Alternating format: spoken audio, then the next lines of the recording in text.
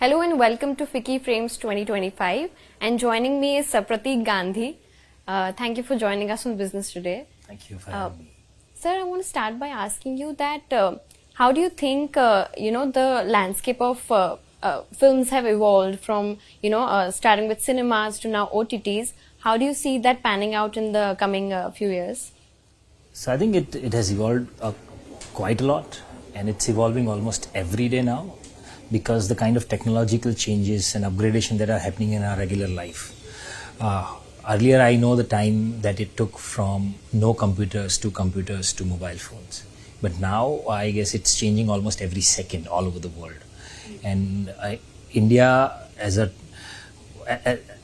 country of tech people around us, and there are like all the technocrats are coming from India, so we adapt the technology extremely fast in all our regular lives.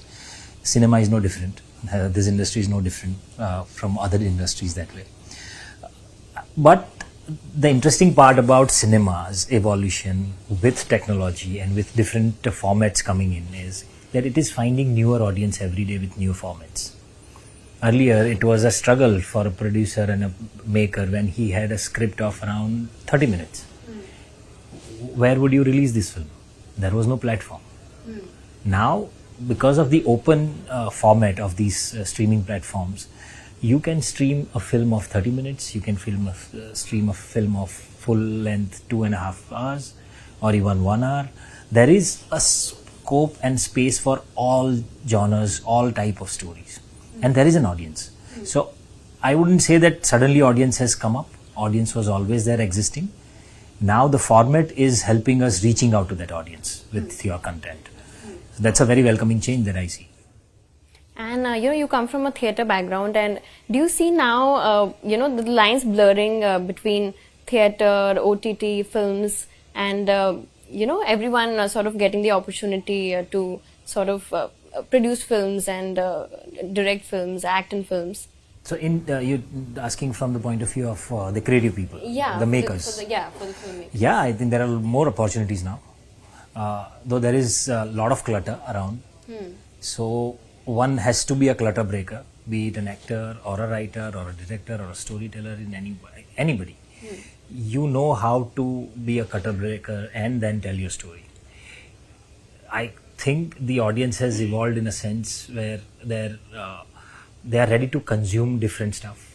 Now with short content really picking up. Everything, like audience is there for everything. Another biggest challenge here that everybody is facing right now is the attention span of an audience has gone extremely low. So your competition is not with anything else. You are competing with their mobiles. They forget about what they watch. It's about their constant itching to check the mobile every 30 seconds. So when I perform on stage, live shows, that's the biggest challenge that I face. That how can I make my performance so compelling that you forget you have a mobile? Now that pushes me, that pushes all the storytellers to go one notch higher. Every time you innovate in a way, you engage the audience. And I personally see as that it's a very interesting change, very interesting challenge to face, because you are constantly upping your game. So I see it that way, though it's a destructive thing that way. A lot of people are making vertical content now. There are micro dramas and all. Absolutely. Everything here is to stay, I guess. We will coexist. We'll coexist. Okay.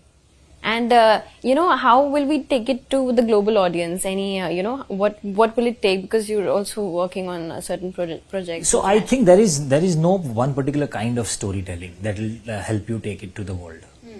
If it is absolutely true to what is required for the story, if it is absolutely organic, it will reach to the audience and the world audience.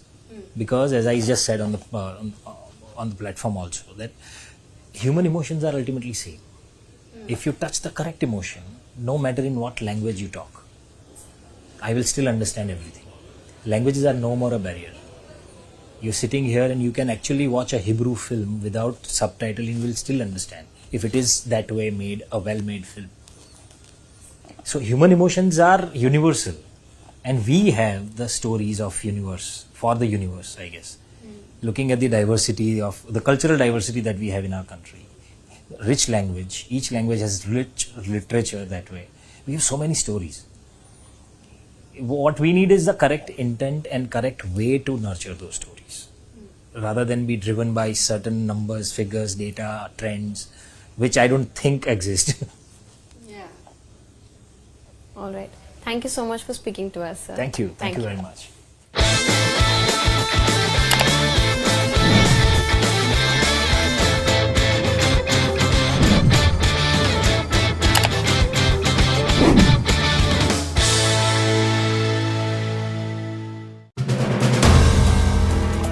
If you like the video, do like, comment, share and subscribe.